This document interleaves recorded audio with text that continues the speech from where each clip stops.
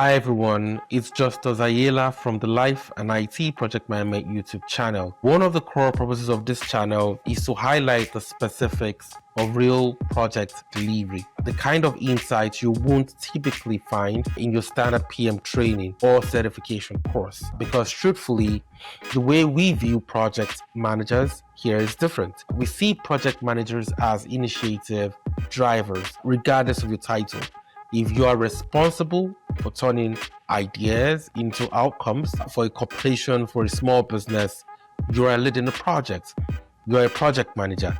And that's why we bring in guests who have delivered real products, real solutions, and driven business outcomes. So you get a glimpse of the how behind the things you already use, behind solutions you can see. Their stories aren't just educational. They're supposed to be fuel for the next entrepreneur or the next project lead with any new initiative or the next team leader navigating complexity now. Now, let's get into today's topic. Past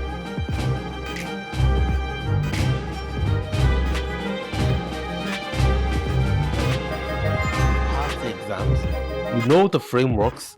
Why aren't those adequate?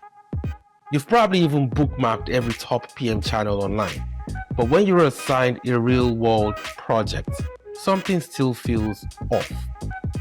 Why?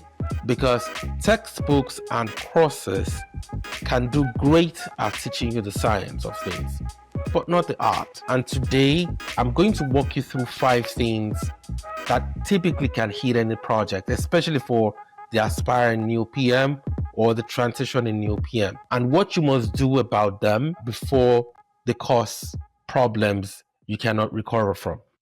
Grab a notebook, let's dive in. Point 1, project initiation.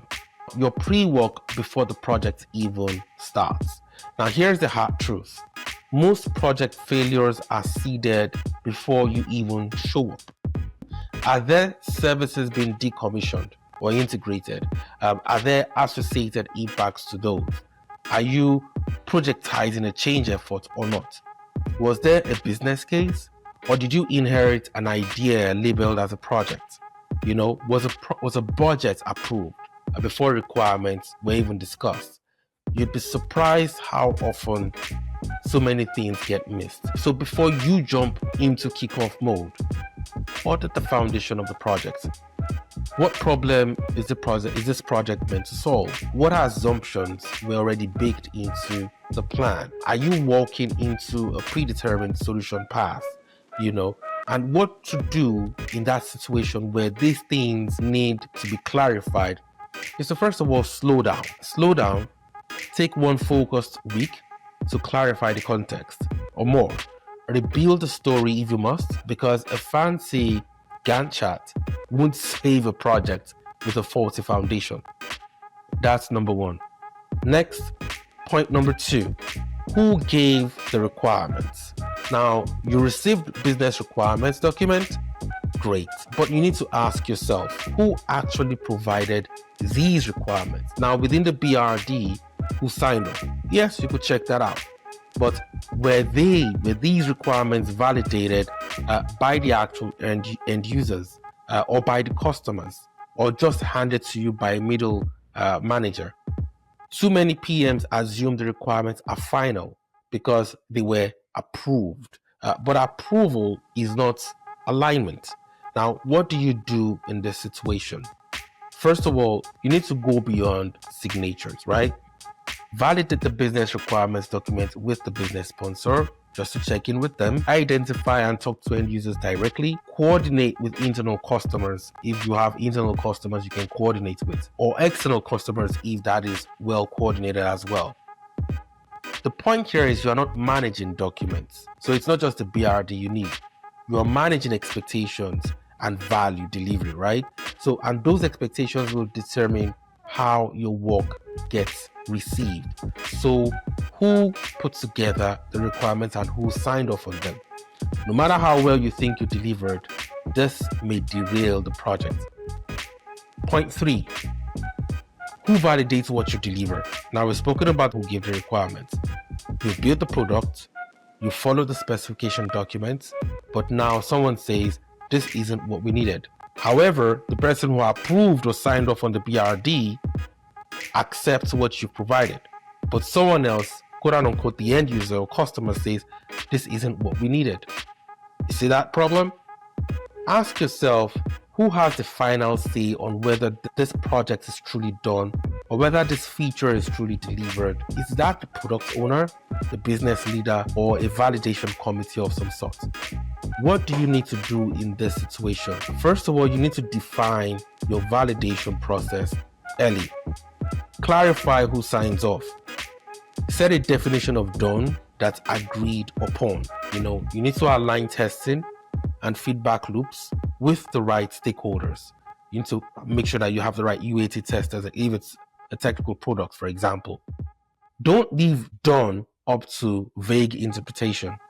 Bake that into your quality gates, right? Now, on to point number 4, risks.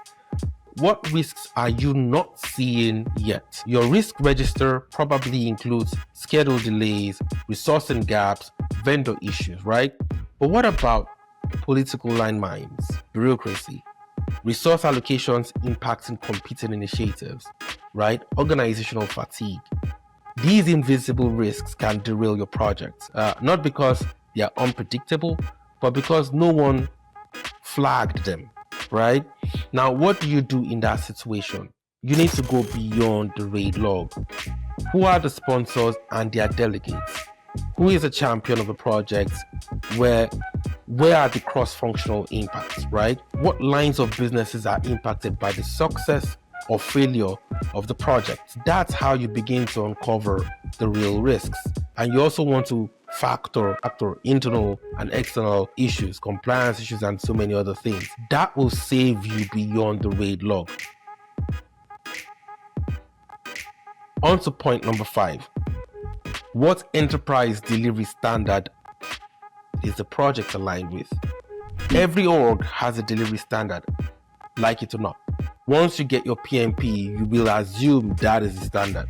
False. No one mentions it.